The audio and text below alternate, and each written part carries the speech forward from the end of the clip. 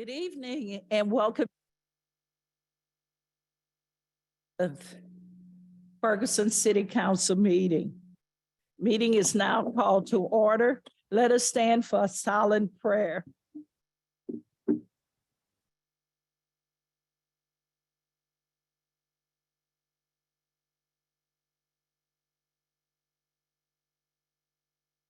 Pledge allegiance to the flag.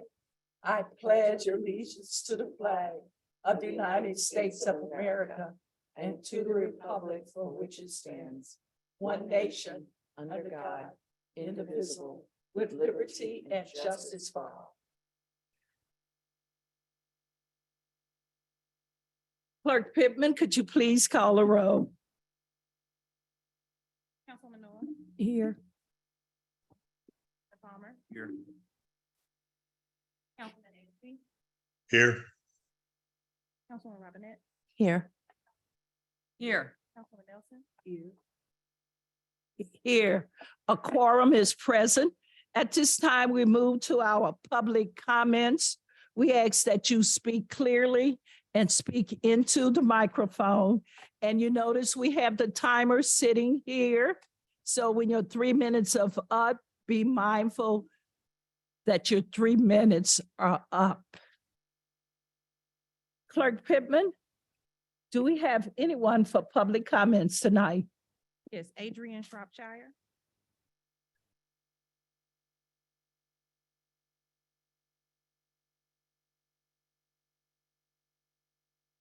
Good evening, council. Good evening, citizens.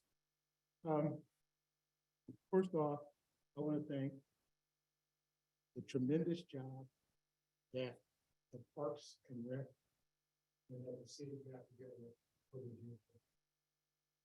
It was a great event. I want to thank everybody that came, and the ones that couldn't make it. I understand, Heather, that, sorry to hear about Larry, and I hope it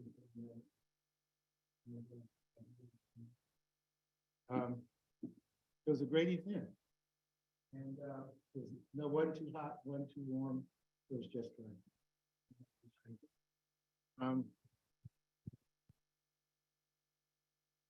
I wasn't at the last meeting, and I couldn't voice just my opinion. I figured out a second reading on the daycare on Ghost.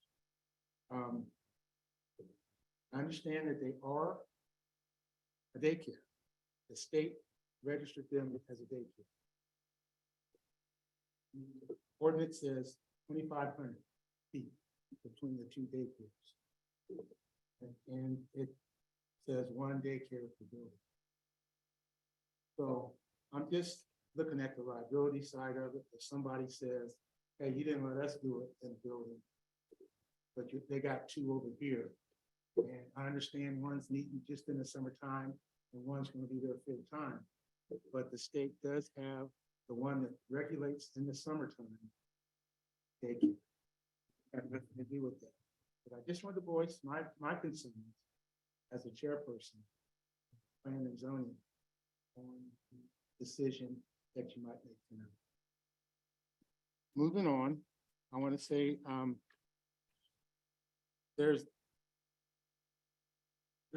not heard anything on the mental health or domestic violence advocate.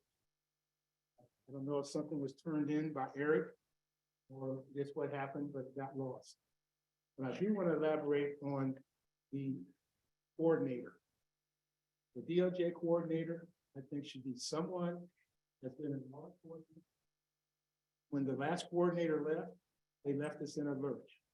I think you need to look at the 5-year plan from the training committee and from the DOJ that was submitted back to us of a 5-year plan, where we're supposed to be at now and where we're not. And I think if you bring somebody in with experience, I've been on the committee since it started. We've had 3 coordinators.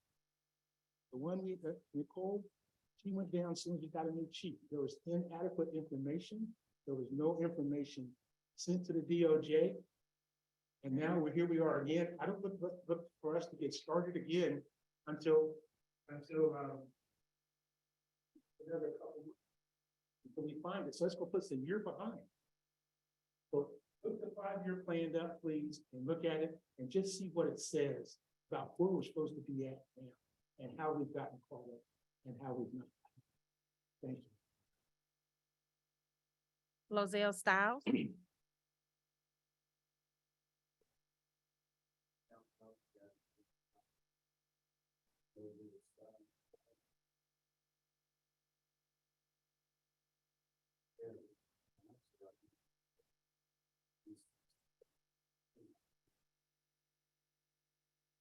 Only Roselle's Plaza down the street.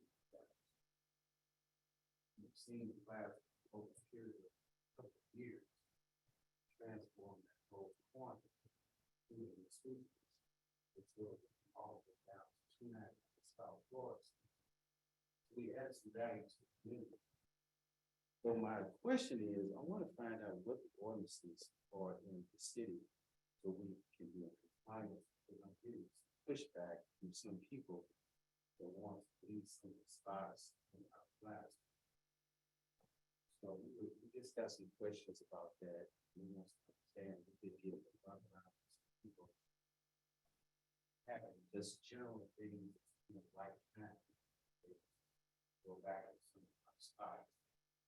So we want to try to kind of get a relationship so you guys can know where here to make a difference.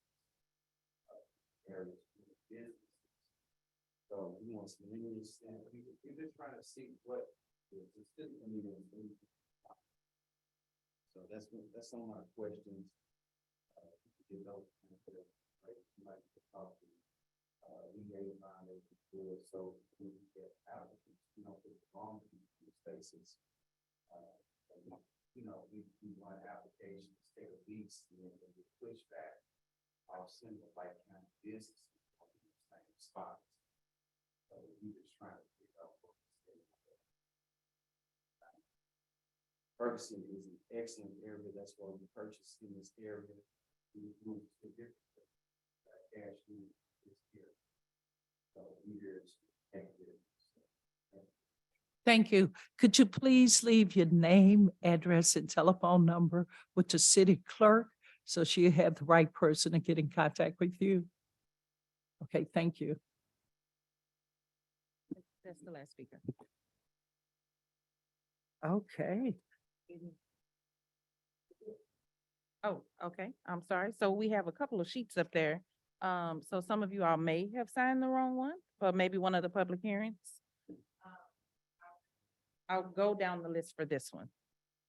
So Patrick Schleether. Okay, are you speaking on the public hearing?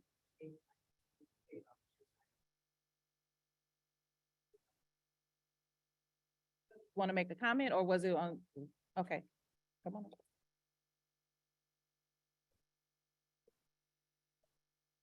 Hello, everybody. My name is Patrick Schler.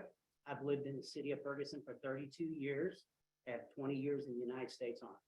I'm here tonight to congratulate our police chief on doing what he's doing with the temp plates and taking care of that.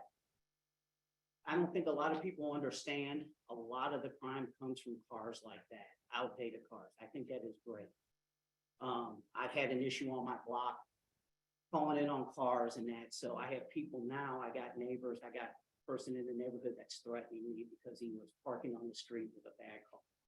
I came up and I've talked to the police department already once about that. He's called my work, tried to get me fired from my work. So that is totally unacceptable. I am not moving from here. They will have to shoot me or kill me because it's wrong. It is totally wrong for somebody to do that. And these are new neighbors. When they moved in, the first 6 months they were there, City of Ferguson was there 4 or 5 times for domestic. And it's the husband. And I just found out who the 2 people were. I had no idea who they were. So, but I do want to say for the City of Ferguson, I love it here. We would stay here. I think we need to stay on top of doing the plates and getting them off the street because that's our biggest problem. We can do that. We can keep people out of the City of Ferguson that just be harm to us. That would be great. It ain't going to take care of all our problems, but I think it'll take a big bite out of the problem. than that. So, I'm nervous. There's other things I want to say and I can't remember everything I want to say. But, but I do like the chief. My brother had dealings with the chief when he lived in Jennings. The day he heard he was our police chief, he called me and said, "You guys got the best man in your city." And it looks like we did. So that's all I have to say. Thank you all. Leave your contact information with the city clerk, please.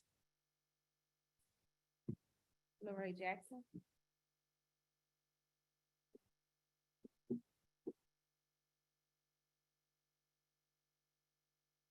First off, I want to say hello, everyone. Can you hear me? Mhm.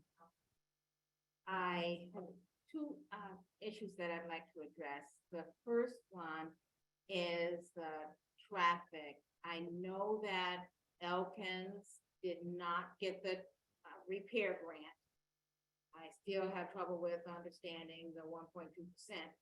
However, the traffic I'm referring to is Pershall and Elkins. I'm asking if and you can direct me who to call about maybe a speed hump or something. Pershall has become very fast. And since traffic has been diverted from Pershall now coming up Elkin, it's becoming very fast. I was almost hit twice. And once trying to turn out on Pershall and cars came up over that small hill and almost hit me. And a second time I was actually delivering food to a neighbor and went to get in my car and this car came out of nowhere and I literally had to lean against my driver's door to keep from getting hit. So if you can tell me who I need to call, I will. And the second thing is, many of you already know that I make and sell Jack's dog treats to help dogs and kids have happy homes and receive their training. And this year we were blessed to be able to give out two 250 scholarships. I just met with the families that won the scholarships. And what I'm asking you is, the training will be done here in Ferguson. I do have a trainer that's going to be coming here to Ferguson, with training. I was trying to keep it here, even though the recipients are not Ferguson. But I wanted to ask permission, if I need to, at the end, if I can put a little article in the American or someplace and include the Ferguson city in that. I didn't know. Okay. Thank you. See Octavia. I believe that's gonna be the last one. That's the last one. Okay. The public comments are closed. We move to our manager's report. Interim City Manager Hampton, could you please give your report? Yes, ma'am, Mayor, Council. Tonight, mine will be real brief because I know we have a pretty big agenda here. The one thing I do want to go over is fireworks are illegal in our city. And every year we run somebody severely hurt. And I just want to put that up because 4th of July is probably be starting here shortly, the celebrations, and go into next week. Just so be mindful, the police will be enforcing it and we don't want to see anybody hurt. The fire department will be very busy this week and into next. So just also remember that the pets don't like the loud noises. So try to take care of your pets as best as you can, make sure they're tagged as well. And then I did want to talk on the consent decree portion of it. Right now, we are moving forward. We have not stopped. We are moving with the DOJ. We actually have made a lot of ground in the last couple of weeks. And that will reflect hopefully in our July 13th with the judge. Right now, Chris Crable, along with myself, or until we get a new consent decree coordinator, will be handling the position from the city. Chris is working down at the police department 2 days a week, working on the consent decree and with the chief and Harry Dilworth. And also with Michelle Richmond at the with the courts. So we have not stopped. We are moving forward. And we have also updated a lot of our stuff that needs to be updated. And on the 25th, is it, I believe, next council meeting? We should have a consent decree update where we are with, from Chris and the chief. Okay. So that's really my city manager's portion tonight.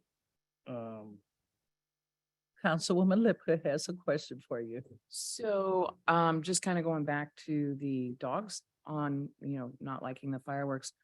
We also have always had a situation where during the weekend and the day of fireworks, dogs will escape their homes and run in terror out of their homes. Is there any suggestions from the city or anything that we can do? I know a lot of people may utilize the Facebook page, but do you have any suggestions or ideas? If we see a dog, as like I'm walking down the street, I see a dog that looks like it's, So- any ideas? So I'm not gonna tell anybody to approach a dog because I just Yeah. don't want nobody getting hurt.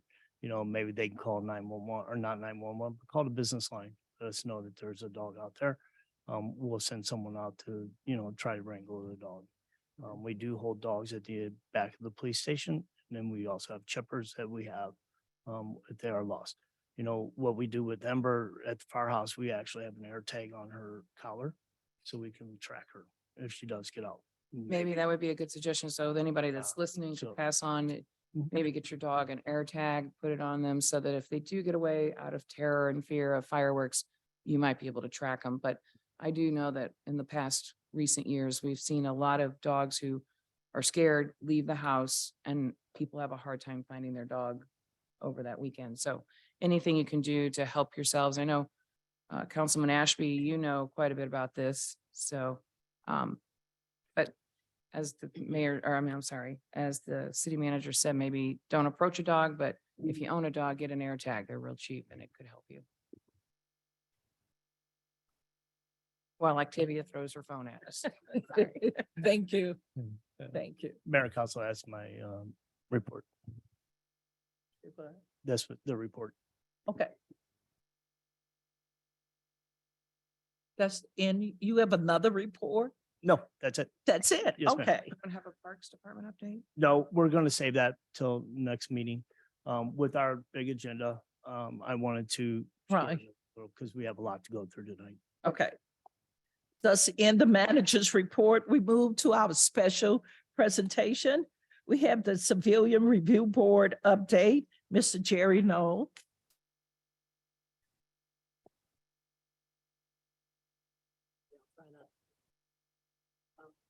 Good evening, Mayor Jones and City Council. My name is Jerry Knoll. I live here in Ferguson. I'm currently the chairperson for the Civilian Review Board. And I think we have a presentation. You do. I'm trying to get it pulled up now. I'm sorry. And some slides, some of the slides you've seen before.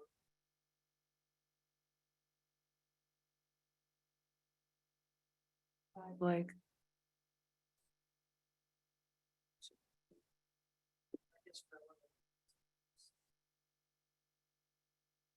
The clicker should be sitting on the, Yep. Is this it? uh-huh. Is that working? Let me see. Give me 1 second.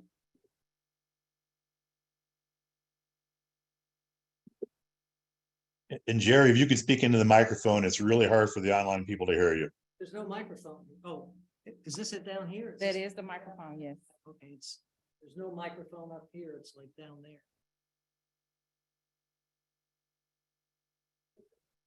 Can you hold it? Oh, hold on, let's It do it still this way. picks up.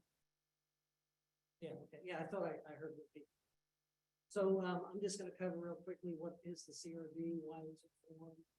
What we've accomplished in the last 6 years, and the reason I'm using the 6-year time frame is because at the end of this month, in just a few days, the last of the original members, Tiffany Bush and William Bryant, who served the full 6-year term, the last of the original CRB board is rolling off. So I just wanted to go over what was accomplished in that 6-year time frame, and then a few slides from our annual report.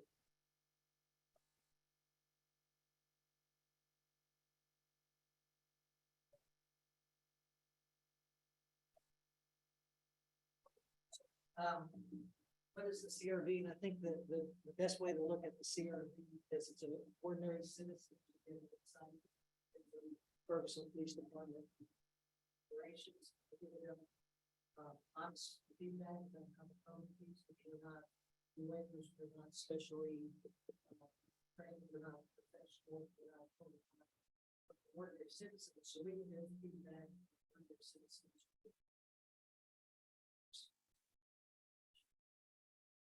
Why was the CRB formed? And this is kind of, everybody knows this, there was an investigation of the police department. The failure to respond to the citizen complaints was one of the things in there, and what came out of that was the ability to provide oversight. So what have we accomplished in the last 6 years? The complaint review process was really developed from scratch. There wasn't any in place that where the police department and a oversight board had to communicate back and forth. So that was all developed, a formalized memorandum of understanding between the FPD and CRB was put in place. We've reviewed and made recommendations on 21 different citizen complaints. Now, the first 2 years, we didn't have any complaints. There were complaints, but they weren't given to us, okay? So we really didn't start until the middle of 2019, about 4 years.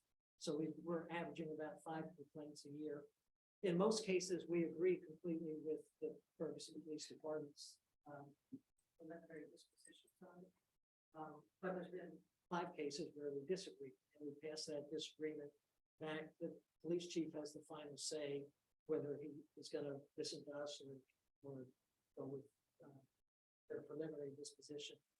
We make recommendations a lot of times, and a lot of them are to improve the quality of their investigations. For instance, we lobbied for and successfully that any interviews they do a body worn camera video, so we can see what's actually they're interviewing the complainant, or they're interviewing a witness, or they're interviewing an officer, so we can see the whole interaction. Sometimes we see them ask leading questions, so we tell them, hey, you're asking leading questions. As an investigator, you need to ask questions that don't lead the person to the answer. And then some of our recommendations have to do with how to improve their interactions with the public, like making sure you introduce yourself at first, make sure your body worn camera is on, concentrate on de-escalation when we see things going on in the body. Those type of recommendations. We published annual reports the last 4 years, and we have web pages developed on the city website. And Tavia helped us out with putting that up there. You can go to the city website on the government boards and commissions drop down, click on the civilian review board, and see all that the information there. What's in the report? There's a bunch of bullets there, but tonight I want to concentrate on traffic stops and trends for the last 20 years and crime statistics. And as you all know, because I think we copied you on it, we report to the federal judge every year with them on the report. Our last report, the 2 points we made was the police department is taking too long to investigate complaints. Sometimes it takes a year, more than a year, for them to actually get around to it. That's too long. And then city council, sometimes you are taking too long to appoint new members to vacant seats. We're going to have 2 new vacant seats in about 2 or 3 days. So traffic stops and trends. So this is the last 23 years of traffic stops based on the Missouri Attorney General's report. And as you can see, it dropped precipitously after 2014. That's like everybody said, well, the police department now is not making stops. You can see it crept up to about 2019, and then the pandemic hit and it dropped down to a lower level again. The different bars are kind of indicative if there's any disparity in the stops between black drivers and white drivers. So the height of the bars for black drivers should be as much bigger than the bar for white drivers based on the population percent. So if those population percentage, if the stops are out of whack with that, the bar will be bigger than what the population percentage would predict. Just as an aside, I kind of along with what the gentleman previously said about Tag Tuesday, we have at least one resident email to the board saying, Hey, could you guys check that out to see if there's any sort of disparity in the stops that are being made for Tag Tuesday? And on social media, I've seen comments about that too. Some people don't think it's a good idea. So we wrote to our new police chief, Chief Doyle, and as an indication of how positive he is towards the CRB, how much he values our response, he sent back within a day saying, we're definitely going to give you that data so you guys can analyze it. He welcomes oversight, he welcomes transparency and accountability. That's refreshing to see. Quite honestly, in the 2 or 3 months he's been here, he's shown more value our CRB more than the previous 3 chiefs combined. So Chief Doyle is, our estimation, we're gonna have a great partnership. Crime statistics. Violent crime, that's a 3-year moving average. The red line, you can see it's going up. The green line indicates incidents that are cleared, and cleared, there's a specific definition. That means the suspect has been identified, charged, and turned over for prosecution. And as you can see, there's a gap growing there.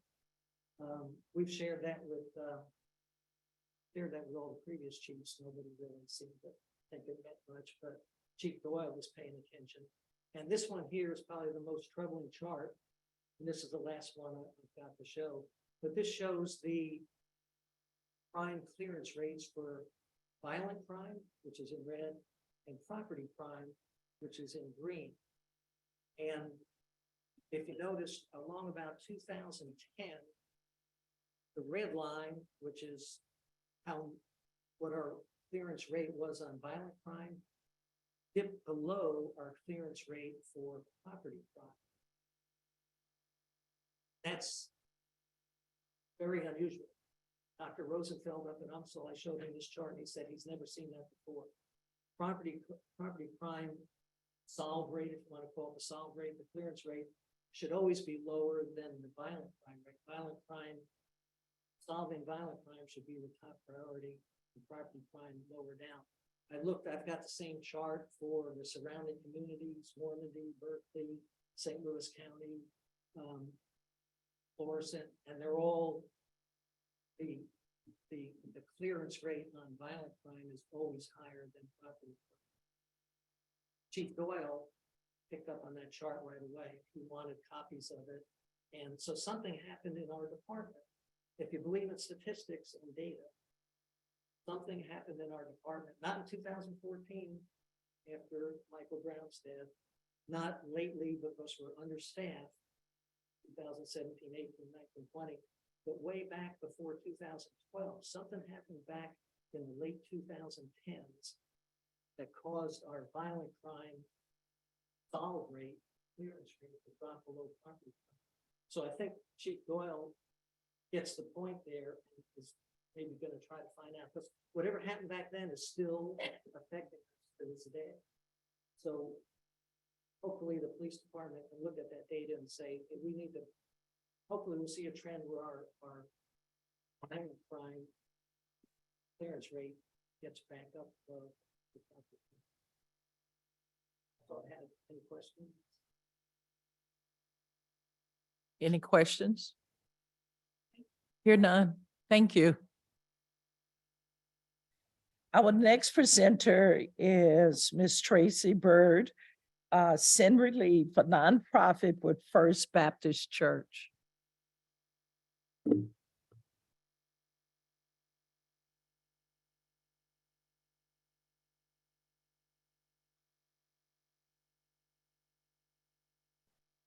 evening, everyone.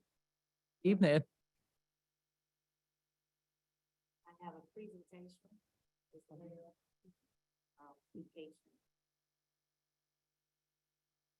Say working hard over there.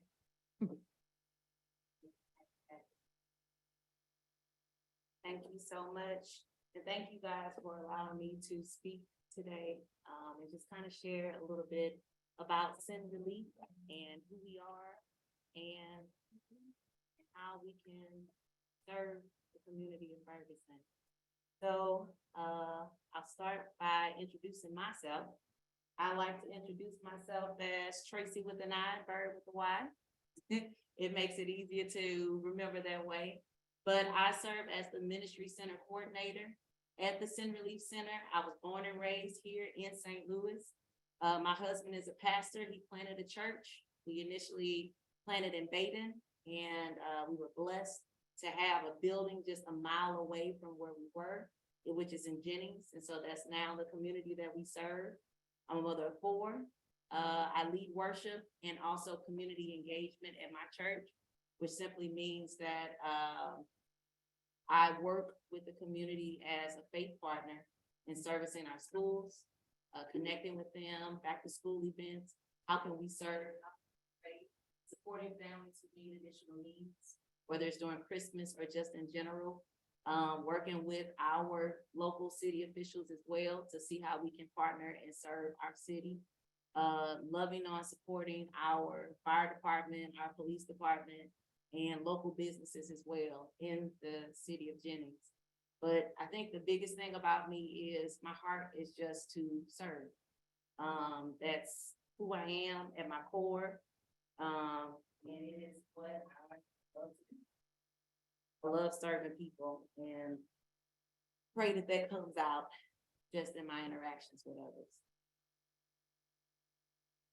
Sin Relief has this saying, but I've had the privilege to really kind of speak to a few people here in Ferguson as well.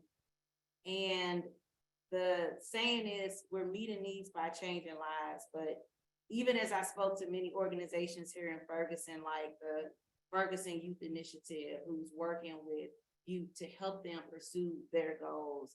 I met Chief Doyle and Lieutenant Mink and just had a great opportunity to connect with him, who wants to partner and see how we can serve some of the residents here in Ferguson, praying for and encouraging our fire department and even our city manager, you know, and just having some conversations and what he would like to do with the city of Ferguson. It's just one thing that's very clear to me. We all have the same goal. We all want to meet the needs of the residents of Ferguson. We all want to change lives. We're all doing the same thing. And so I'm not saying anything new or trying to present anything great or or fantastic. I'm just here sharing my heart. And that is, I just want to serve. Sin Relief is an organization that has, I think I skipped them. So Sin Relief, what is Sin Relief? Sin Relief is a cooperative effort between the International Mission Board and the North American Mission Board. So Sin Relief is an organization that helps churches and communities carry out the Great Commission by compassion. So we always talk about compassion. What is compassion? It's just meeting the need of others. You know, Jesus, he was the hands and feet. He served others. He met their needs. We're not trying to replace a church or any other organization like that. We just want to serve and show love through serving others. We have 20 ministry centers throughout the country. St. Louis is our newest ministry center. We have purchased the space at First Baptist Ferguson, so that's where we reside. It has 5 buildings, so there's like almost 100,000 square feet there, a lot of space for us to just do some great things. But our ministry centers offer churches the opportunity to see gospel-centered compassion ministry firsthand. So the way it works, mission teams can go to our website and they sign up and they come to our city just to serve. They arrive on a Saturday, they leave on Friday, they actually pay to come. So in lieu of taking an international mission trip, they're coming to St. Louis to say, hey, how can we partner? How can we serve? What can we do? And my role is to work with partners throughout St. Louis and Ferguson to say, hey, here are some projects, here are some needs, here are the things that we can do. Our missionaries, they stay on site. We have food for them. They sleep there. Everything is in-house. We're considered an all-inclusive location. But they come for one purpose, to serve, and they're hungry to serve. They're eager to serve. We have a team that's here this week. We had a team that was here last week, all throughout the summer. And they just want to serve St. Louis. All of our projects, the work that we do kind of stayed within 5 main focus areas. So our focus areas are to strengthen communities, to care for refugees, protect children and families, fight human trafficking, and respond to crisis. So what does that mean? That just means that the work that we do, all of the projects that we do, it will land somewhere within those 5 focus areas. Like, that's our scope. We want to strengthen the community. And I'll talk a little bit more about what that looks like, more specifically. So, like, strengthening communities. Throughout scripture, Christians are called to care for the welfare of their community. So strengthening communities focuses on, the focus area focuses on meeting the need of the whole person, meeting the need of the whole community, which it could be social, economic, spiritual, emotional needs that are reflected within the community. Types of ministry that falls within this would be poverty and homelessness, education, health, financial, entrepreneurship, mental health and counseling, and recovery ministry. Our second focus area is to protect children and families. So God created the family and calls his people to be advocates for it. And within this focus area, we help to serve those who are vulnerable, women, children. Examples of this type of ministry within this focus area could be after school programs, early childhood development, literacy, support for single parents, adoption and foster care services, or at-risk youth care development. An example of realistic projects that we do that fit this would be, right now we're serving First Baptist Ferguson. We're helping them with their VBS. We do a lot of work with Missouri Baptist Children's Home. All of this, anything that focuses on children, that's within our realm, and we can offer services to support that. Fighting human trafficking is not only criminal, but human trafficking destroys the sanctity of just how God created us. And even, it's just a perversion. And we're able to help raise awareness for this need and support other organizations that are focusing on fighting human trafficking. So it could be safe housing, providing basic needs, recovering counseling, awareness training, career development, and multiple partnerships that fall into that. Care for refugees. We've actually done a lot of work within this realm. And God's love for the immigrant, the refugee, the foreigner is a consistent biblical theme. And so each year, hundreds of thousands of individuals legally seek asylum because of persecution. And as a result, the communities have an opportunity to serve those who are coming to them. We have been able to support and serve in this area through our partnership with Oasis International. We will go down there. We help deliver furniture to refugees. They completely furnish the house. We just do home visits where we sit and interact and engage with the children. We do something with an organization for Spanish-speaking moms in Fairmount City, Illinois, where we go over and we offer childcare and just do activities with the moms to give them a break, a relief from their week, of watching children while their family members are out for work. And then finally, crisis response. And so just basic crisis, responding to crisis. So for example, how the floods came in July of last year, send relief, or in Turkey, the earthquake. As soon as that happened, Send Relief sent missionaries over there immediately. And all of this is funded through donations. So we're not even asking anyone for anything. Everything is already covered through the generosity of other people for us to go and just focus on serving the different communities that we are connected to. I'm gonna skip through a couple of slides here just to say that with our ministry partners, so a core part of what we do is having partnerships with different organizations. And our ministry partners allow us to do so much more. We're able to inspire, equip, and train to meet physical needs while inspiring hope. So an example of that is, we have three main areas where we serve. I mentioned the mission teams coming in to serve. We also have a building that has a lot of space. And some of the work that our mission team has been doing has been preparing the space for organizations who may need a space just to serve, a brick and mortar to serve the community.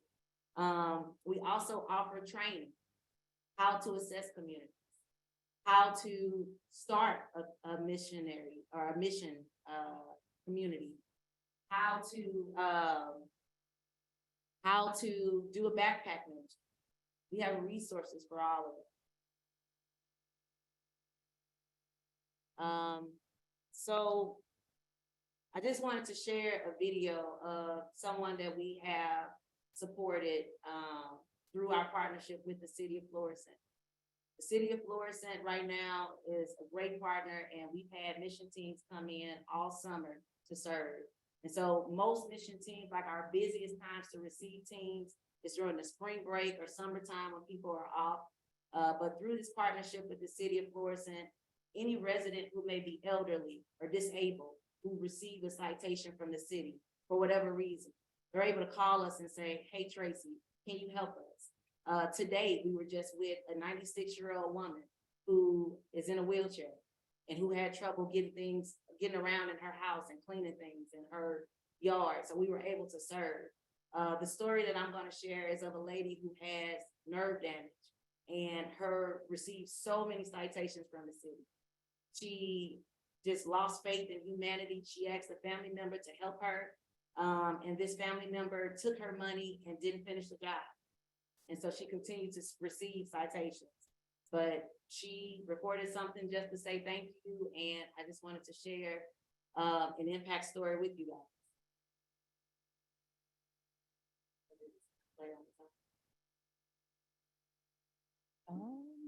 I'm not even showing that it's a video here. Hold on. Go to the next one. If it's on that one. Nope, go back.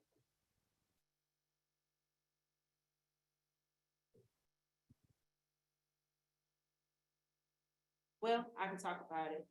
So this person here, her backyard literally looked like a forest. We had 42 volunteers come in. She received estimates to get the work done, and it was gonna cost $800 to get all of their work done. Within 40 minutes, our volunteers were able to get majority of the work done. I mean, just clear a lot of it out. Her fence line was completely just unseen. You could not see it at all. But they cleared the fence line, and we actually came back another day, cleared all of her bushes, planted some new bushes and some mulch. For her, the impact was just restoring faith in humanity, because here it is, she struggled with this. Her own family wouldn't help her. And now here are some strangers that don't even know her who came to serve just to show compassion and to be a gift to the community. And more recently, we have seen how that can be infectious to others around the community. And so we just did some work at the coffee house. And while we were at the coffee house, there was a man riding his bike. He hopped off his bike and went to help us because he saw the teams out there working to remove all those scrubs on the fence line. And it's just like the impact of just serving others is infectious. And we hope that we can make a difference just by being kind and showing love and being intentional with the resources that we have. Examples of our current partners, I mentioned the city of Florissant, Oasis International, Missouri Baptist Children's Home, Sin Fronteras. We partner with multiple churches as well to do work. We also have partnered with people within Ferguson. Pianos for People, they share space within our building as well. We're partnering with the city of Ferguson for the Unity Weekend. Sin Relief is donating 500 book bags. The Ferguson Youth Initiative, I've been so blessed and privileged to be along with them to hopefully have them host something at our center. They're so excited when they saw the space and the stage. So I'm really, really excited to work with Darius and all of them. We're also looking to potentially serve a senior here in Ferguson early on in July, and perhaps even do some work on a city property. Examples of the type of work that our mission team can do: community events, small building projects, beautification projects, landscaping, prayer walk, canvassing, community assessments. I gotta be honest, I was really nervous up here talking. I really was. But if I just speak from my heart, you know, talking to a lot of organizations, I've heard a lot of community organizations that have come and tried to do great things, or they've made a lot of promises about what they're able to do here in Ferguson. I'm not here promising anything. I'm just here offering myself, which is a person who's committed to serve, which is a person who's passionate about seeing change happen in the community that I have lived in. I'm new to Ferguson, but I've lived in St. Louis my whole life. I don't like how my city was portrayed many years ago. And I am just here to serve. You know, I believe that if you do the right thing, then everything else will fall into place. And for me, working for this organization, being available to serve, being able to just be kind and generous. And I'm really looking forward to, after our teams are gone for the summer, when we have time to just focus on strategizing, focusing on, we have this space. How can we use it for the community? How can we be a help? What is needed, you know, to know that we have it. I'm really excited for that next part. And so I just want to thank you guys for your time. If you have any questions, or if you want to learn more about Sin Relief in general, we're at sinrelief.org. You may see us around, a group of teens in blue shirts. You'll see me in a gray shirt or a blue shirt. Feel free to come up and speak and ask some questions and see what we're doing. But, you know, we just hope to be a blessing. Thank you. Thank you. Any questions for Ms. Bird? Contact phone number? Yes, ma'am. Yes, ma'am. 314. Do I just give it to you? The city clerk. Okay. We'll do that.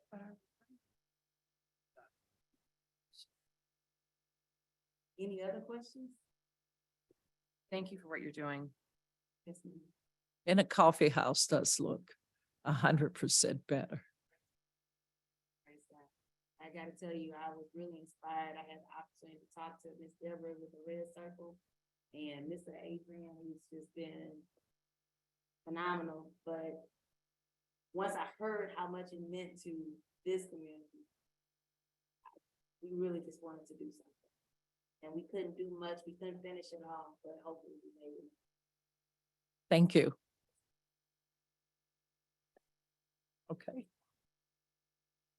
Thus, in our special presentation, we move to our public hearing.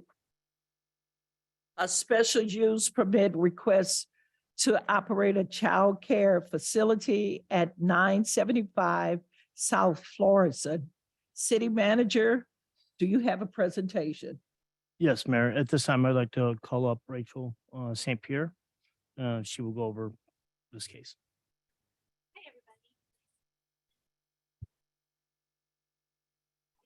Another public hearing for this daycare is going in at 975 South Florissant. It's currently a vacant and so working with the state with the daycare, there are a lot of special requirements that go way above and beyond what we enforce. So, you know, nothing inside, everything outside will be aesthetically pleasing and safe, and will abide to people. The applicant has already gone through a lot of hard work to get the lease, to put the money into it, to get some pre-inspections done and pre-approvals, so that way planning and zoning can go well. And planning and zoning did go ahead and recommend this to you guys for your approval. Any questions from the council? Has anybody discussed the mitigation of the mold within the structure?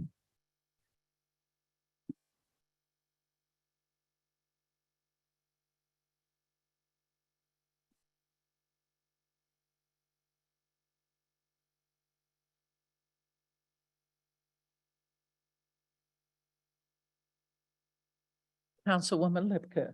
So, so the building has been derelict and has a lot of issues. That's easy to see. And we've got, what you're saying is that there are a lot of requirements by the state that are bigger and stronger than even what we have. And that she's gonna have to meet all of those. My question is, why are we as a council making this decision now? I would prefer that those things be met, that those things be qualified to us as completed and safe by the state before we, actually go forward, because we can approve this and they can say they're going to do it. And I'm hoping they will, but there's been many, many situations in Ferguson where we've been told one thing and something quite less has been delivered. So, I understand that there's probably some things built in, but I just am really hesitant. We've seen the city get burned many times, and this is a building that has a lot of problems. And I'm sure, having somebody do all of that and then ask for special use permit is also kind of hard on them as a business owner. So I just feel like there would be something that's more of a middle ground that, before we would give approval, because I feel like we're giving a blank check, so to speak, at the very beginning and just making great assumptions that it's going to truly be what it's supposed to be. And I may be completely offline, and that's fine. I would be more confident hearing why I'm wrong. I'd like to be wrong. Let's put it that way. And I'd be more confident in being assured of why I'm wrong and what this processes are to make sure that what I'm fearful of would never happen.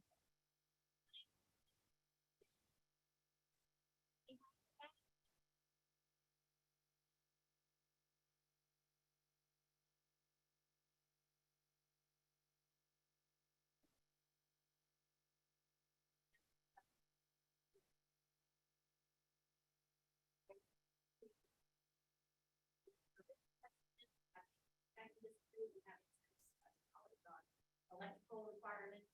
So this is kind of her initial step to make sure that this is something you guys want to see there. And if you don't want to see it there, then there's no point for spending $6,000 on it. Councilwoman Robinette.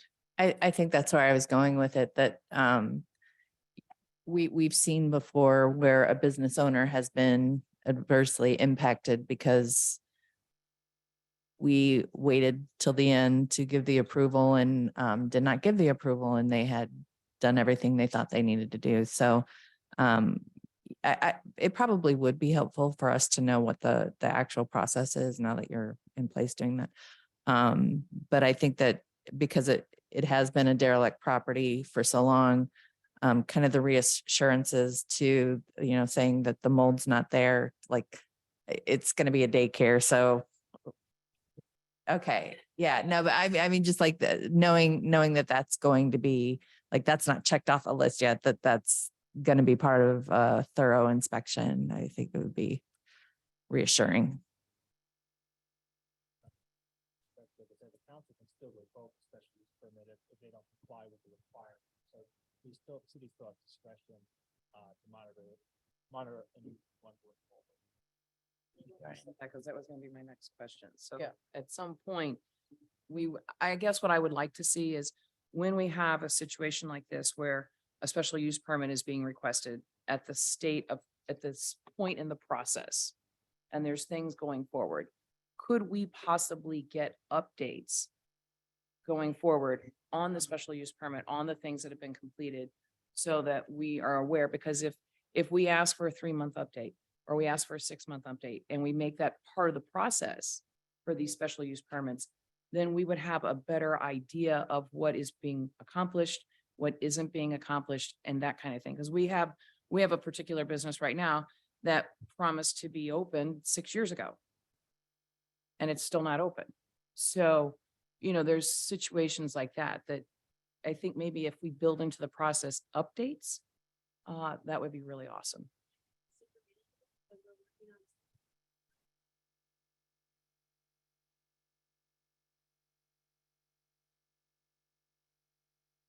Perfect. There it is. City manager. Yeah, I just think we also have to trust our code enforcement and Rachel at this point as well, Mhm. because I do think we are building a very strong team.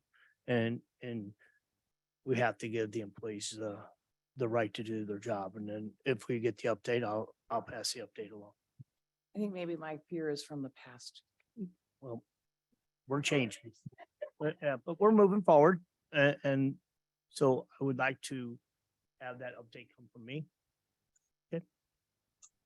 My question is mold. They have not tested it for mold.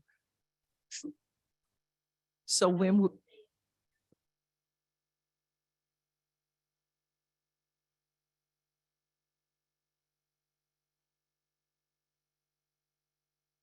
Do more work and they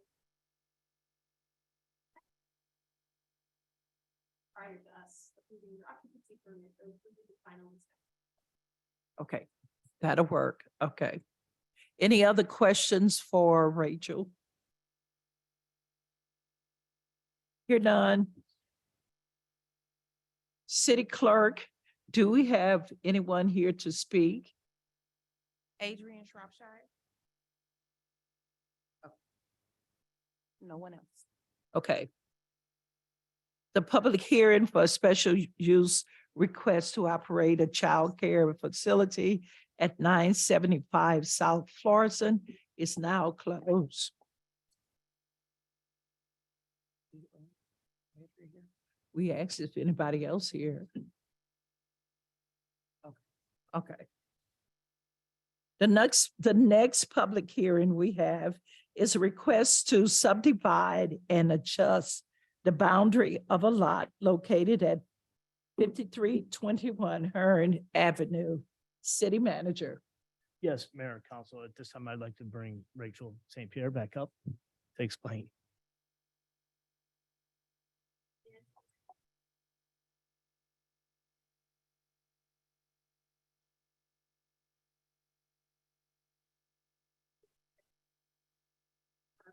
Development. So they're proposing to build a 3,000 square foot office warehouse manufacturing center and also a 12,000 square foot maintenance shop to do all the equipment. I am fully on board with this development. I think it'll be great for both cities and it'll produce a lot of jobs that we may lose. And also she is working with Elliot over at Berkeley, and our inspectors will inspect our own property. Okay. Any questions from council?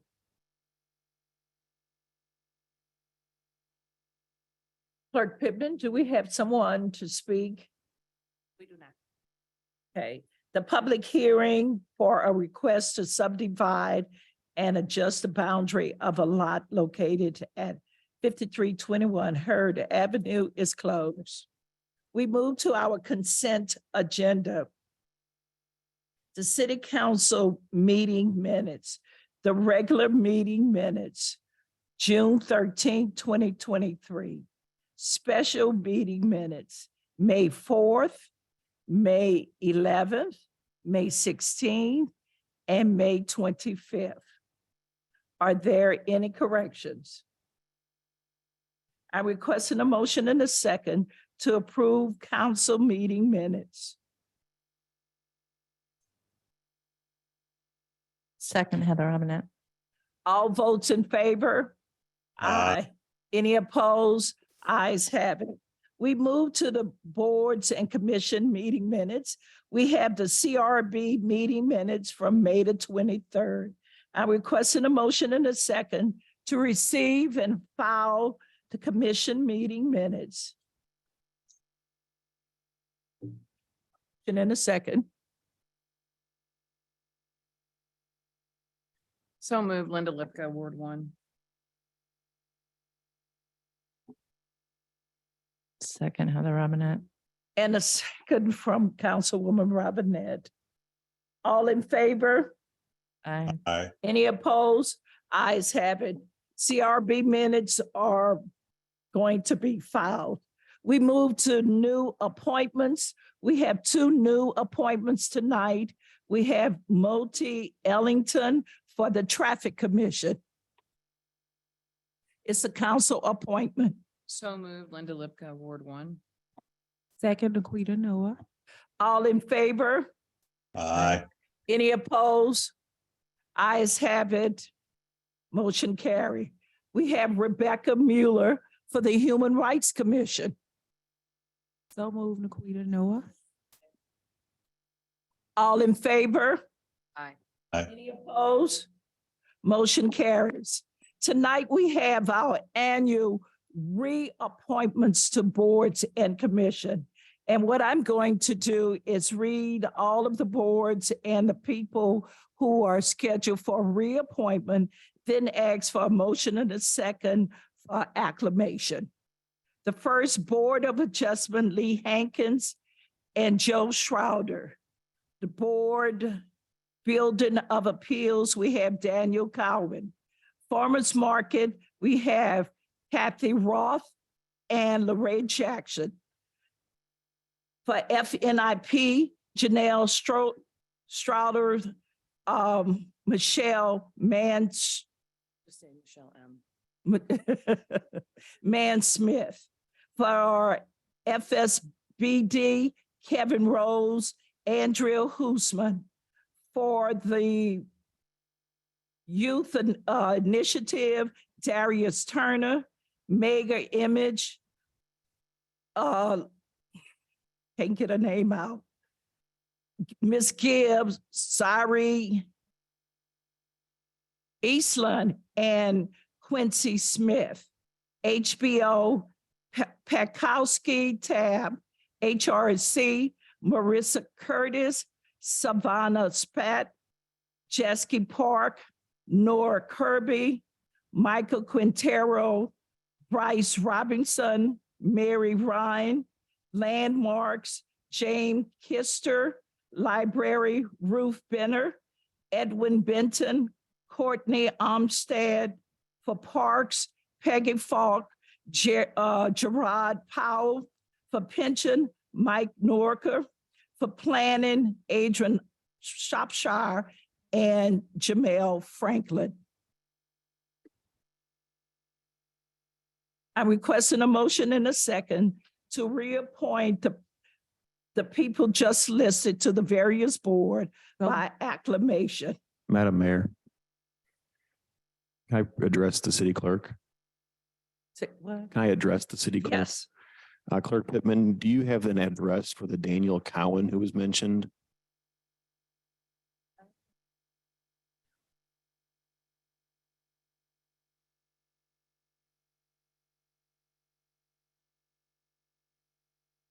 Daniel Cowan no longer lives on Sandringham.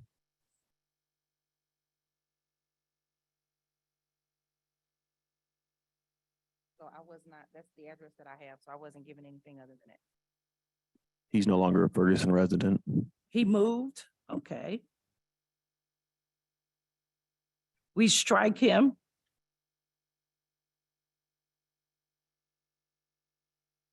Else?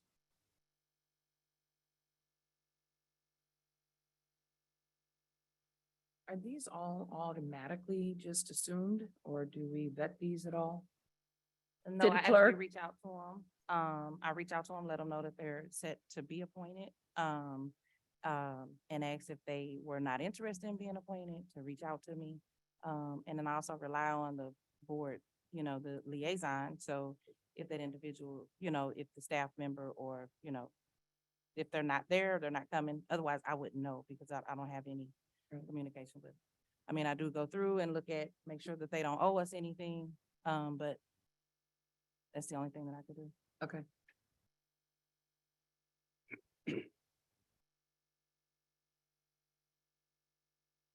We only have one that has moved. So I am going to request a motion in a second to reappoint the above mentioned residents to the various boards and commission by vote of acclamation. That's one vote. So moved, Blake Ashby. It has been moved by Blake Ashby. Is there a second? Second, Heather Robinette. All in favor? Aye. Any opposed? Ayes have it. We move to our annual liquor license. Clerk Pittman. Yes, so for part two of licenses, those that I have today are Ferguson Amico, Morello Convenience, Vincenzo's, United Mart, Quick Trip, King of Soul Cafe, and Sam's Meat Market. I'm going to request a motion and a second for approval. May I ask a question real quick? So the Sam's Meat Market, do we have any issues with calls on their location?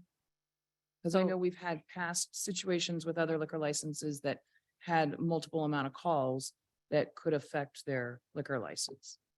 So, I mean, we have a couple of them that had a number of calls, but none, I did not get a report from the police that says, they do not recommend licensing. They did give a report that showed the number of calls, but not for one that said they did not recommend licensing. So you did get a report on each one of these liquor license from the PD. Okay.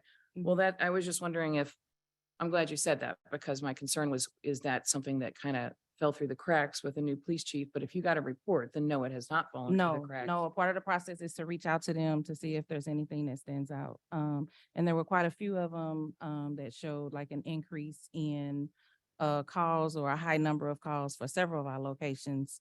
But one of the things that was noted was that it's hard to determine if it was something that just because it was that location Right. does not necessarily mean that it was, liquor store related, or maybe there was a stop at the store, or, maybe there was theft at the store. or Well, stuff one like of the main things too that a lot of people don't realize is that you may have a large number of calls at a location, but that location may also have a large number of clientele. So, like you're gonna have more calls at a Walmart than you're gonna have somewhere else because of the amount of patronage. So that's all I had, Mayor. I'm good. Okay. A motion and a second to approve the liquor license. So move Linda Lipka, Ward 1. Come on, folks, let's move this along. Second, Blake Ashby, Ward 2. All in favor? Aye. Aye. Any opposed? Ayes have it. The liquor license request has been approved. We don't have proclamations for tonight. We have a resolutions. Resolution number 2023-22. Without objection, we're introduced by council members present. Here now, Attorney Ryan, could you please read the resolution?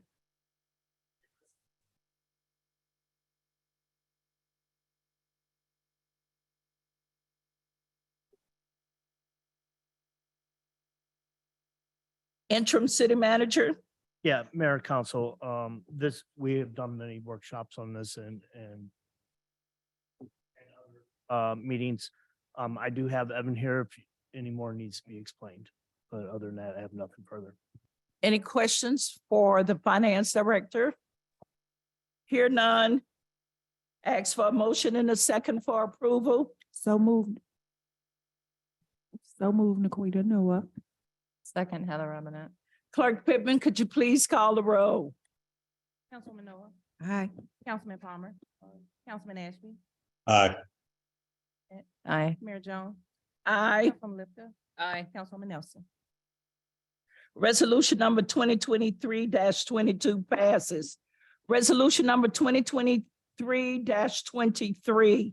Without objection, we're introduced by council members present. Hear none. Attorney Ryan, could you please read the resolution?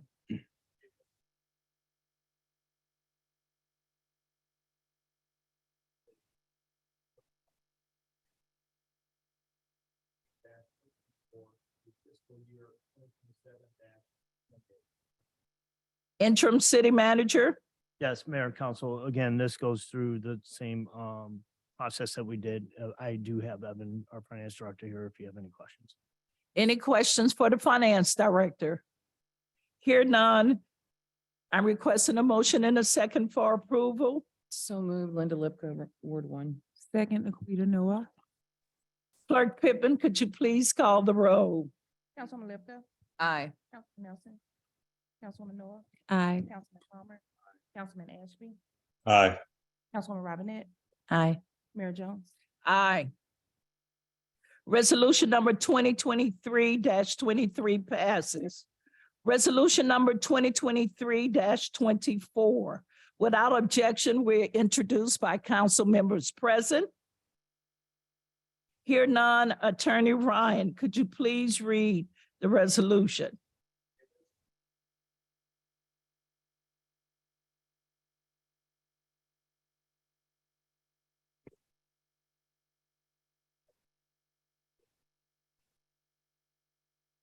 City Manager Hampton.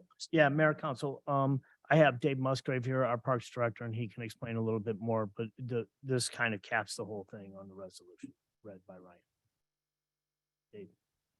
Yeah, this is our community park of West Ferguson. The next step, if I could abandonment process, we've done the MSP. Sewer lines on the property. Any questions? Yes, ma'am. So are we taking lines out from the car wash or are we putting lines in for the trail? Okay, all right. 42-inch sewer line that they flashed back on the concrete. And MSD is not gonna make that a flood zone, right? Oh, okay, any more so. 'Cause I know MSD, if you're hearing me, I have a lot of issues with you. Any other questions for Dave Musgrave? Hear none. I request a motion and a second for approval. So moved, Naquita Noah. Clerk Second. Pittman, could you please call a roll? Councilman Noah, Aye. Councilman Palmer, Councilman Ashby, Aye. Councilman Robinette, Aye. Mayor Jones, Aye. Councilman Lipka, Aye. Councilman Nelson. Resolution number 2023-24 passes. We move to resolution number 2023-25. Without objection, we're introduced by council members present. Hear none, Attorney Ryan, could you please read the resolution?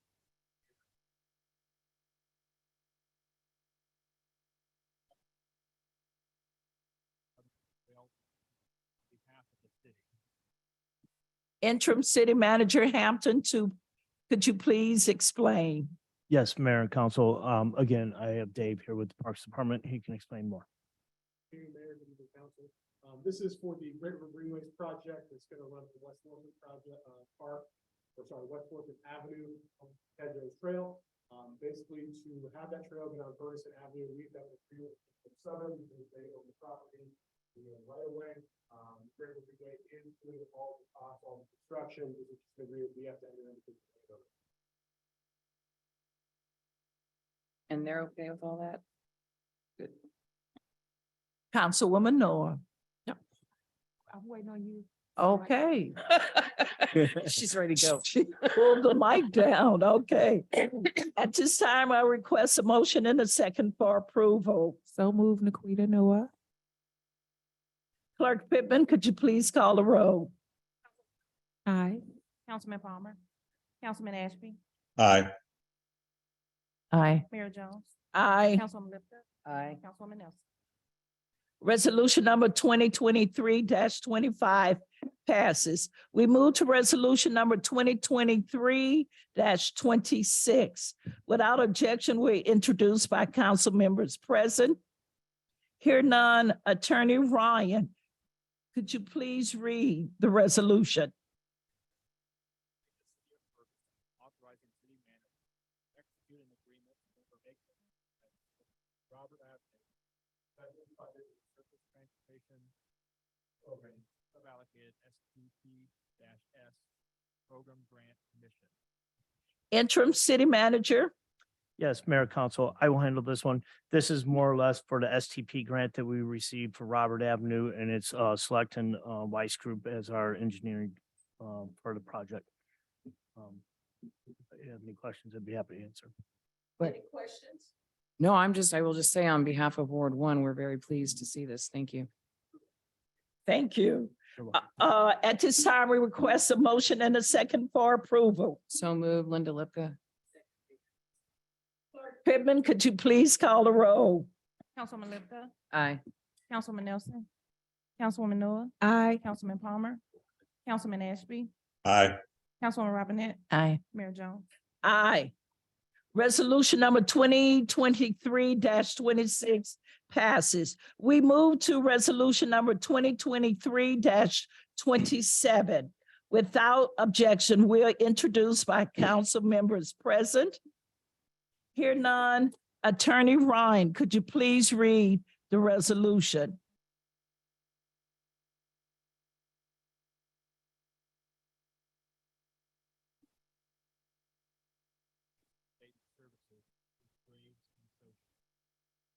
Interim City Manager Hampton. Yes, Mayor Council, I will handle this one and the next one as well. This is to extend the current contracts that we have out for nuisance properties. We have put it out multiple times for our bid. Right now, we are not getting any bids. We are going to start on this project a lot earlier, maybe January, February next year. This contract extension would run to December 31st, 2023. Any questions? Councilman Palmer. Did Graves or Hatcher not bid when it was reposted? Correct.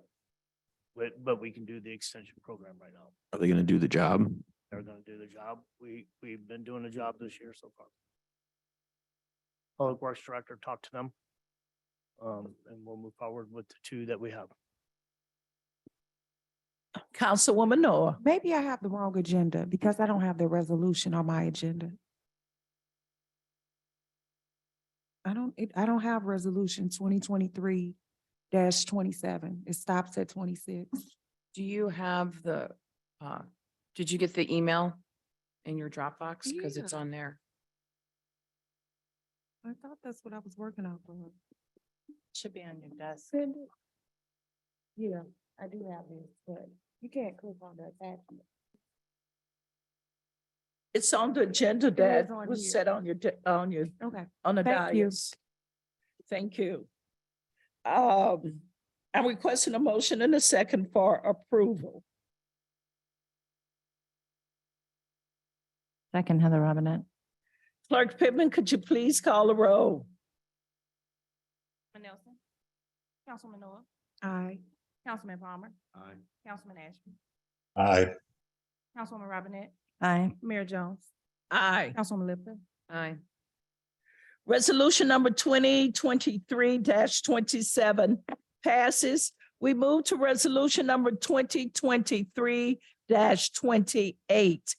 Without objection, we're introduced by council members present. Hear none. Attorney Ryan, could you please read the resolution?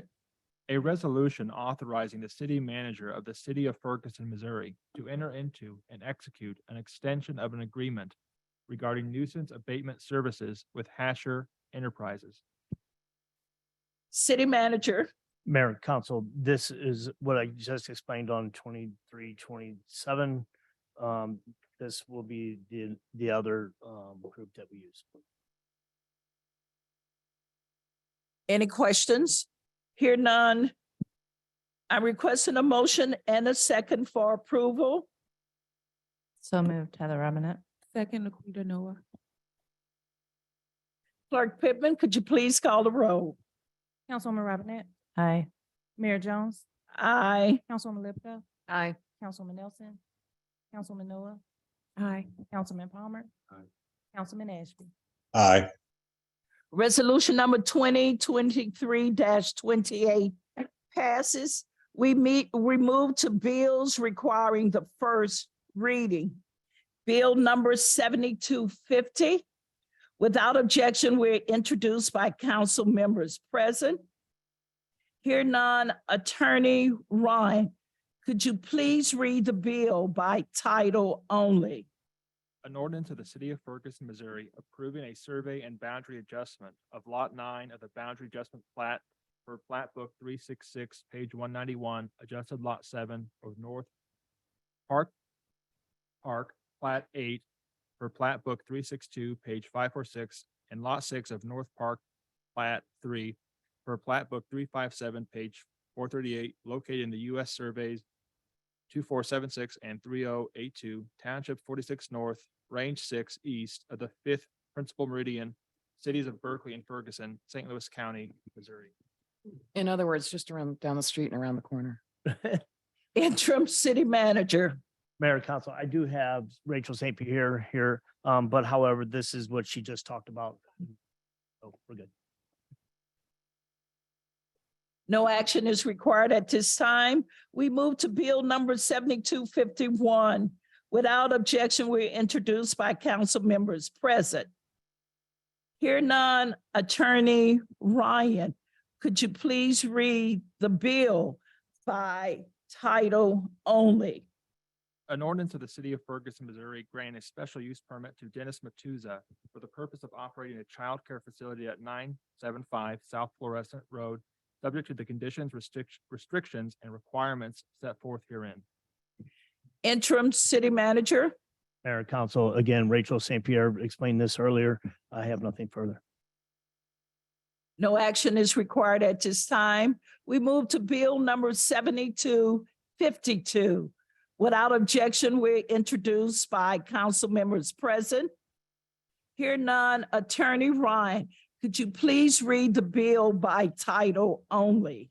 An ordinance adopting section 408 premises identification by adding article 4 to chapter 17 of the Code of Ordinances of the city of Ferguson. Interim city manager. Yes, Mayor, Council, this is for active shooter and safety of mass casualty incidents. This is throughout the county. I am working with the school district as well and police department. It's a new marking system that is out. Can you go a little bit further? Like, can you explain what the marking system is? Is this, let me rephrase that. Is this, Councilwoman Lipka. I'm sorry, Mayor. Thank you very much. Go ahead. Is this thing that we've seen some news stories on about marking above the doors in schools? Correct. Okay. And would that be done outside, in other buildings besides schools as well? Is that? Right now, we're just doing schools. That's our primary focus right now. Like I have talked to Rachel, that might not be a bad thing to do some stuff like that in some of our own buildings. Well, the other thing I'd like to see is if further down the road, if we could even look into the possibility of doing it senior citizens' homes and things like that. Absolutely. Thank you. Any other questions for the city manager? No action is taken at this time. We move to bills requiring second reading. Bill number 7247. I'm requesting a motion and a second to read the bill the second time and place it upon its passage. So moved. Go ahead. So moved, Heather Robinette. Second, Linda Lepka. Attorney Ryan, could you please read the bill? An ordinance repealing ordinance number 2021-3697 and adopting an ordinance fixing the salaries and other compensation of all officers and employees of the city as provided in section 2-47, compensation of chapter 2, administration of the Code of the City of Ferguson for the fiscal year 2023 through 2024. Clerk Pittman, could you please call the roll? Aye. Councilman Nelson. Councilman Noah. Aye. Councilman Palmer. Councilman Ashby. Aye. Councilwoman Robinette. Aye. Mayor Jones. Aye. Bill number 7247 passes. We go to bill number 7248. I'm requesting a motion and a second to read the bill a second time and place it upon its passage. Second, Laquita Noah. Attorney Ryan, could you please read the bill? Ordinance repealing ordinance number 2021-3698 and adopting an ordinance fixing the salaries of part-time employees of the Parks and Recreation Department of the City of Ferguson for the fiscal year 2023 through 2024. Clerk Pittman, could you please call the roll? Councilman Nelson. Noah. Aye. Councilman Palmer. Aye. Councilman Ashby. Aye. Councilwoman Robinette. Aye. Mayor Jones. Aye. Councilwoman Lipton. Aye. Bill number 7248 passes. We move to bill number 7249. I'm requesting a motion and a second to read the bill a second time and place it upon its passage. So move, Laquita Noah. Is there a second? Second, Heather Robinette. Attorney Ryan, could you please read the bill? An ordinance of the city of Ferguson, Missouri, granting a special use permit to First Presbyterian Church of Ferguson for the purpose of operating a child care facility at 401 Darst Road, subject to the conditions, restrictions, and requirements set forth herein. Clerk Pittman, could you please call the roll? Councilwoman Noah, Aye. Councilman Palmer, Councilman Ashby, Aye. Councilwoman Robinette, Aye. Mayor Jones, Aye. Councilwoman Lipka. Per our lawyer's advice, I would like to put out before I make my vote that I am a member of that church. So I just need to put that on record so that I am disclosing that, and my vote is aye.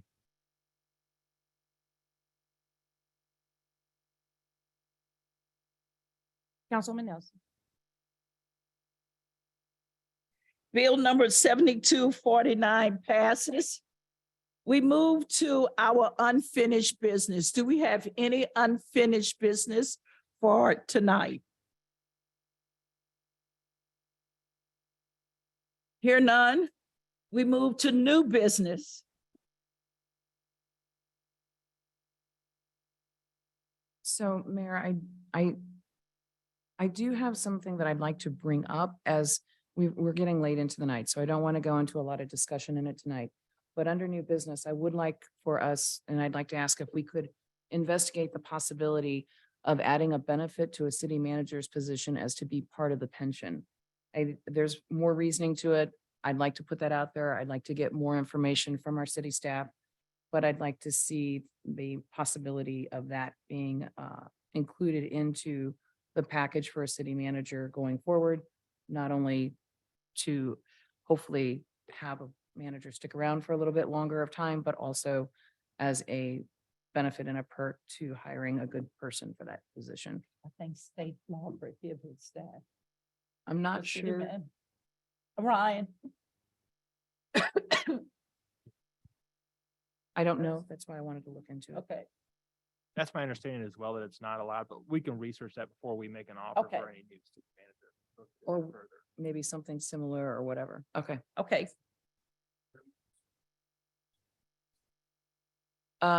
Yeah, I mean, I think as a pairing, we already have the assistant city manager as part of the pension, correct? So assistant to and city manager. And I would question, why is it okay for one position, but not okay for the other two?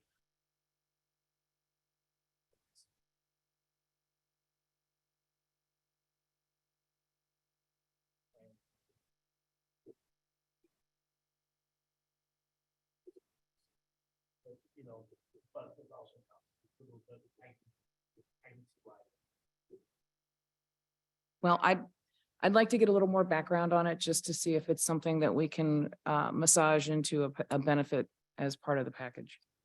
We also need to look at our.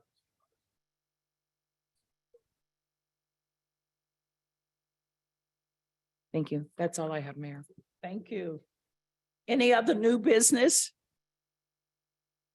Number 12, miscellaneous. We'll start with Councilwoman Noah.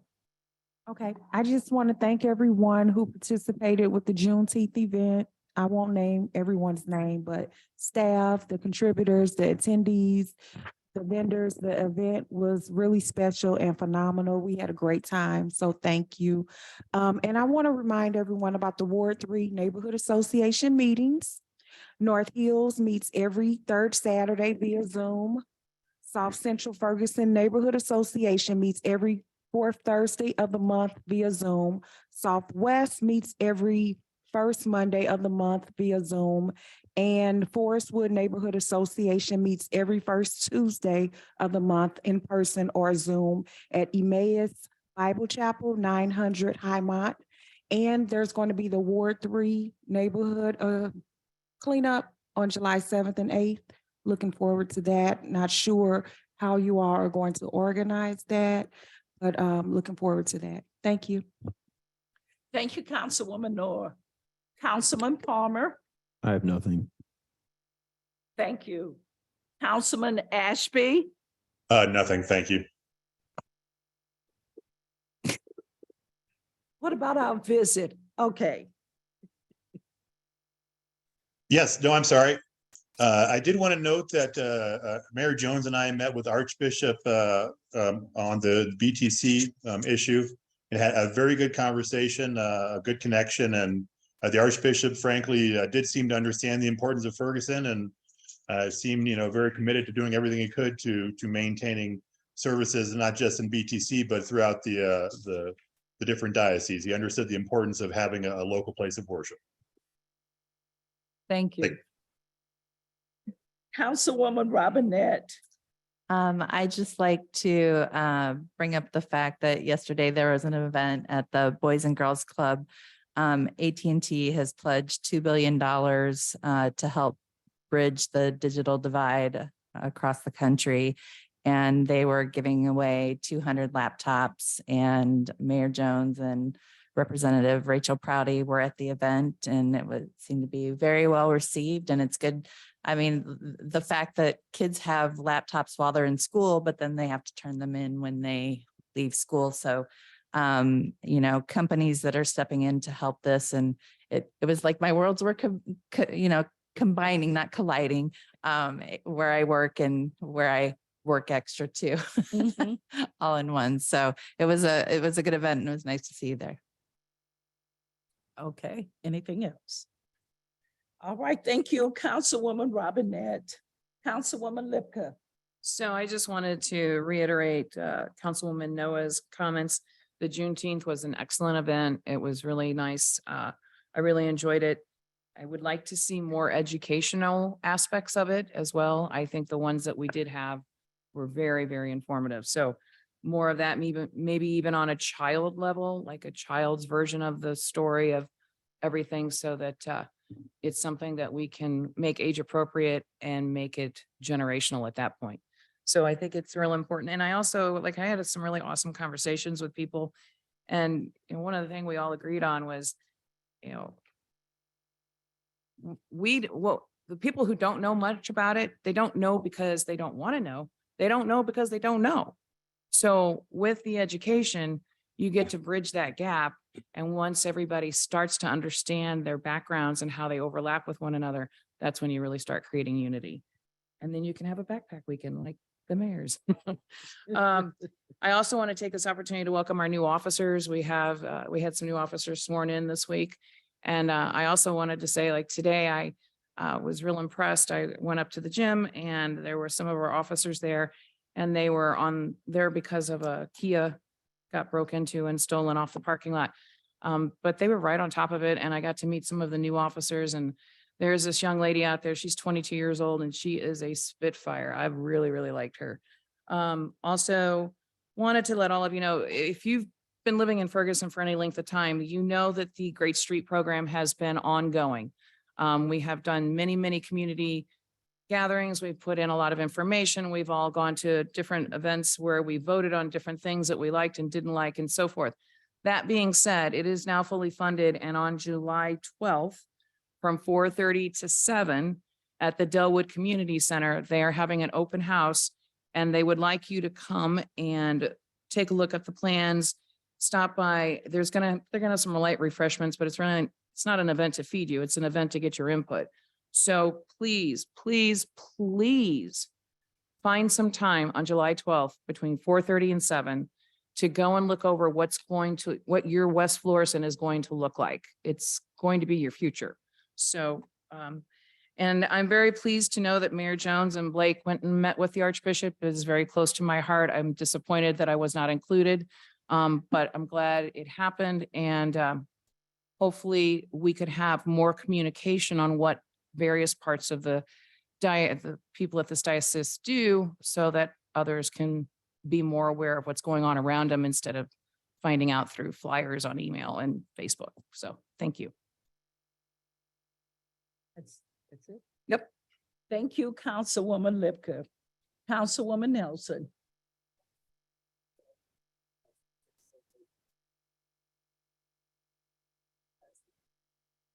Really great to see everybody come out. Just a reminder, tomorrow will be a Nesbitt Newton Neighborhood Association meeting at Nesbitt Newton Park at 7 o'clock. And Chief will come as well to the meeting. So I'm sure they have plenty of questions. And then on July 13th, which is a Thursday at 6:30 Somerset Park, we'll have a neighborhood association meeting at the Emerson Family YMCA at 6:30. Also to meet the chief as well. Anything else? Thank you, Councilwoman Nelson. Interim City Manager Hampton. The only thing I have, Mayor, is to remind everyone fireworks are illegal. Good. Clerk Pittman. Yes, ma'am. First, planning is underway for this year's Boards and Commissions banquet. We are looking at sometime at the end of September, so I will begin to circulate some dates. So please be on the lookout for that. We are approaching the summer meeting schedule. And during the summer, July and August, we only have one meeting. So for July, our next council meeting is going to be July 25th. And then in August, it's going to be August the 22nd. And then last, just a brief announcement that we will again have the transportation for the next status hearing. So that is being scheduled. We will begin to circulate the flyers once we get all the information put out. And the date for the status hearing is July the 13th. So, but that information will be published. And that's all I have. Oh, great. Attorney Ryan. Aside from about illegal fireworks that public events happy and safe 4th of July. Fireworks are illegal. Yeah, I'm just kidding. I just want to say fireworks are illegal. And I say this simply because last July, I don't go to the park. My niece lives so close to the park. I could stand on her front porch and watch the fireworks. The kids were popping fireworks. They hit a tree, the tree caught on fire. We had to call the fire department. So fireworks are illegal, especially if you're shooting them off in neighborhoods. And if we were not home, her house would have caught a fire. So please do not shoot the fireworks. Yesterday was a great day for Ferguson. AT&T was out and giving away the 200 computers. We cannot talk about that enough. It is phenomenal for AT&T to do that for our children. And they were super excited to get a computer. Also, Milling Creek has an eye cream social June the 29th at Coach School. And it's right by Canfield Green. You can't miss the school. So do go out there and have ice cream with the people from Milling Creek. In addition to that, I'm so glad the trolley is going to run for June 13th. I have had several calls. July 13th. So thank you very much. At this time, Mayor, I know, I apologize, just one quick thing. What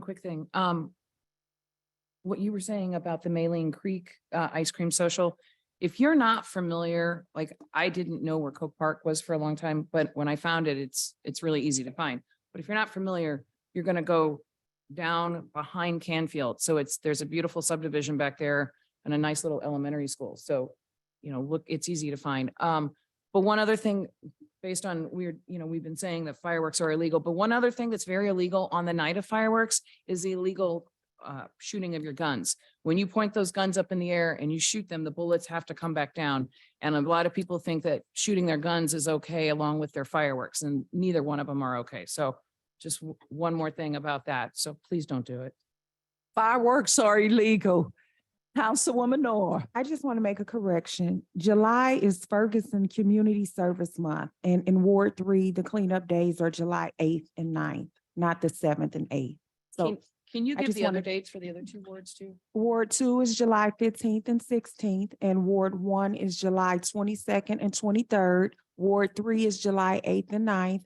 Volunteer Appreciation, July 29th. And it's on the website and it's sponsored by the city of Ferguson. So Thank you. At this time, I will request a motion and a second to adjourn. Now she's loud. And Laquita Noah. All in favor? Aye. Aye. Any opposed? Ayes have it. Don't forget the 4th of July parade. Have a good night. Thanks, everybody. We still got out of here. We still-